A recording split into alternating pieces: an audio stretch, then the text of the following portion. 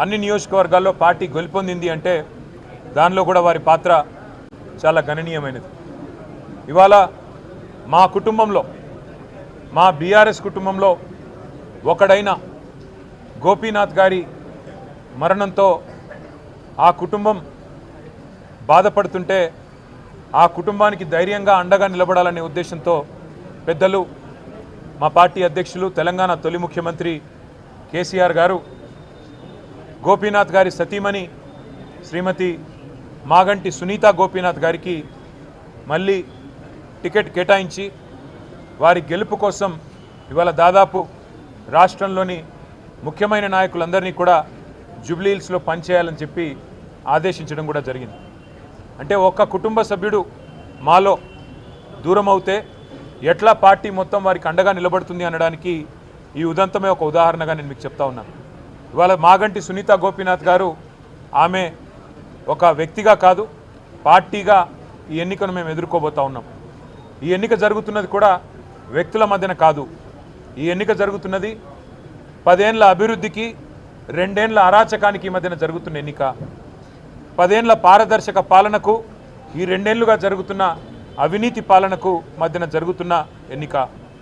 10 ఏళ్ల రైతు బంధు పాలనకు 2 ఏళ్ల రాబంధు పాలనకు మధ్యన జరుగుతున్న ఎన్నిక. ఇది వ్యక్తుల మధ్యన జరుగుతున్న ఎన్నిక కాదు. మేము జూబ్లీ హిల్స్ నియోజకవర్గ ప్రజలకు కూడా మాగంటి సునీత గోపీనాథ్ గారిని గెలిపించాలని అభ్యర్థిస్తూ వారి గెలుపు వల్ల మీకు రాబోయేది ఏంటిది అంటే కాంగ్రెస్ ఇచ్చిన 6 గ్యారంటీలు మీరు జూబ్లీ హిల్స్లో గట్టిగా కాంగ్రెస్ పార్టీకి దిమ్మ తిరిగే విధంగా మీరు తీర్పునిస్తే తప్పకుండా రాష్ట్రం మొత్తంలో కూడా పేదలకు న్యాయం జరుగుతుంది, పేదలకు లాభం జరుగుతుంది. 1,67,00,000 మంది ఆడబిడ్డలు ఎదురు చూస్తూ ఉన్నారు ఈ ఆడబిడ్డ గెలుపు కోసం. ఆ 1,67,00,000 మంది ఆడబిడ్డలు నెలకు 2,500 రూపాయలు ఏదైతే 100 రోజుల్లో ఇస్తామని చెప్పారో 2 ఏళ్లు గడిచినా ఇవ్వకపోతే వారందరూ కూడా అసహనంతో ఉన్నారు, కోపంతో ఉన్నారు. ఈ ఆడబిడ్డ గెలుపుతో తప్పకుండా మాకు నెలకు 2,500 వస్తాయని చెప్పి వారందరూ ఆశిస్తూ ఉన్నారు. వయసు మళ్ళిన పెద్దలు నెలకు 4,000 రూపాయలు వస్తాయని చెప్పి కాంగ్రెస్ పార్టీ ఇచ్చిన గ్యారంటీ కార్డును చూసి మోసపోయిన వారు ఈరోజు ఆశిస్తూ ఉన్నారు. మాకు 4,000 పెన్షన్ రావాలి అంటే మాగంటి సునీత గోపీనాథ్ గెలవాలి, కేసీఆర్ గారు మళ్ళీ రావాలి అని చెప్పి వారు కోరుకుంటా ఉన్నారు. అట్లాగే 2 లక్షల ఉద్యోగాలు అని చెప్పి మోసపోయిన మా తమ్ముళ్ళు, మా చెల్లెళ్ళు కోరుకుంటా ఉన్నారు. ఇవాళ మన అభ్యర్థి మాగంటి సునీత గోపీనాథ్ గారి గెలుపుతో కాంగ్రెస్కు కనువిప్పు కలుగుతుంది. కాంగ్రెస్కు చెంపపెట్టు లాంటి తీర్పునిస్తేనే ఆ 2 లక్షల ఉద్యోగాలు మాకు వస్తాయని చెప్పి మా తమ్ముళ్ళు చెల్లెళ్ళు భావిస్తూ ఉన్నారు. ఆటో అన్నలు తిరగబడుతున్నారు. మాకు సంక్షేమ బోర్డు అన్నారు, నెలకు 1000 రూపాయలు అన్నారు, మా కడుపు మీద కొట్టారు ఈ కాంగ్రెస్ వాళ్ళని చెప్పి ఇవాళ ఆటో అన్నలు ప్రార్థిస్తున్నారు. మాగంటి సునీత గోపీనాథ్ గెలవాలి, కేసీఆర్ రావాలి, మళ్ళీ మా ఆటో కార్మికులకు మంచి రోజులు రావాలని వారు బాధపడతా ఉన్నారు.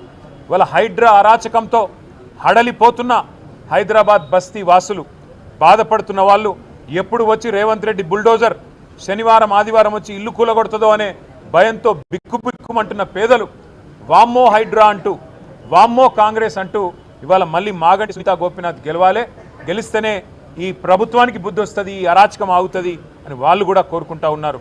అట్లాగే హైదరాబాదులో నిలిచిపోయిన కేసీఆర్ కిట్లు, మూతపడుతున్న బస్తీ దవాఖానాలు, ఆగుతున్న 20,000 లీటర్ల నీళ్లు ఫ్రీ వాటర్ ఆగిపోతూ ఉంది, ఇవాళ మళ్ళీ బిల్లులు వస్తూ ఉన్నాయి.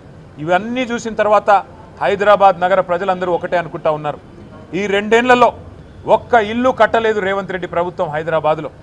కేసీఆర్ ఇచ్చిన 1,00,000 డబుల్ బెడ్రూమ్ ఇల్లు కనబడుతున్నాయి. కేసీఆర్ ఇచ్చిన 1,00,000 పట్టాలు జీవో నంబర్ 58, 59 కింద పేదలకు ఇంకా గుర్తున్నాయి.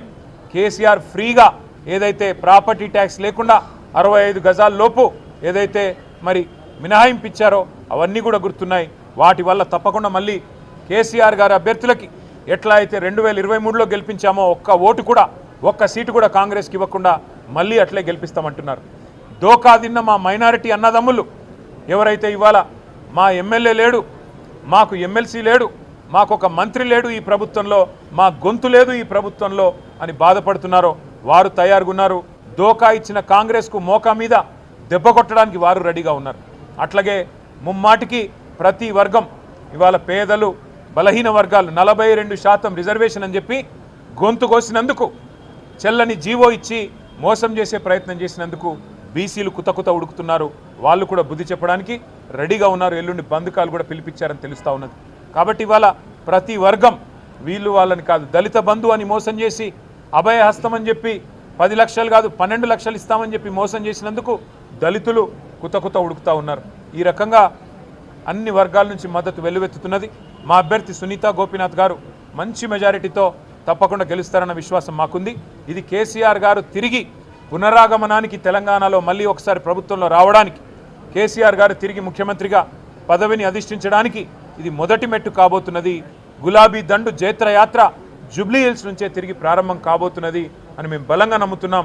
తప్పకుండా ప్రజల దీవెనలు మా అభ్యర్థి సునీత గారికి ఉండాలని చెప్పి పార్టీ సమిష్టిగా వారి గెలుపు కోసం పనిచేస్తుందని చెప్పి కూడా, అట్లాగే మీడియా మిత్రులకు కూడా దయచేసి మీ ఆశీర్వాదం కూడా మా అభ్యర్థికి ఉండాలని చెప్పి కూడా అభ్యర్థిస్తూ, మరి వారి గెలుపు కోసం శ్రమిస్తున్న ప్రతి ఒక్కరికి కూడా పేరు పేరున ధన్యవాదాలు తెలియజేస్తూ, జూబ్లీ హిల్స్ నవంబర్ 11 నాడు కారు గుర్తు మీద ఓటు వేసి మాగంటి సునీతా గోపీనాథ్ గారిని గెలిపించాలని మళ్ళీ ఒకసారి